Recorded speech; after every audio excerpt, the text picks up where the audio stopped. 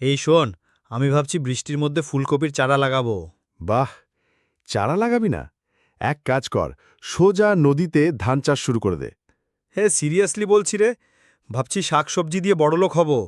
তাহলে আগে শুন, ফুলকপি চাষ মানে বিয়ের মতো। আগে জমি তৈরি, তারপর সঠিক পাত্র, মানে চারা খুঁজে বের করা। আর বর্ষাকাল মানে কি? শ্বশুরবাড়ি বন্যায় ভেসে যাচ্ছে। ঠিক ধরেছিস, তাই উঁচু বেড বানিয়ে চারা লাগাতে হবে, না হলে ফুলকপির বদলে চিংড়ি চাষ হয়ে যাবে। ও মা, আমি আবার চিংড়ি খেলেই অ্যালার্জি। তাহলে উঁচু বেড বানাতে হবে। ঠিক আছে। আর চারা যেন হেলদিও হয়। দেখে নিস, রোগে শোকে কাতর চারা নিলে পরে হাসপাতালে ভর্তি করতে হবে। তা ঠিক। তা একটা প্রশ্ন, সার কখন দেব? বিয়ের পরে না আগে? চারা লাগানোর 10 দিন পরে একটু ইউরিয়া আর পটাশ দিস। বেশি দিলে আবার গাছ ঘোর করবে। তাহলে শুরু করি। তুই আসবি তো সাহায্য করতে? আমি তো বসে আছি ফুলকপির পাতার বড়া খাওয়ার অপেক্ষায়।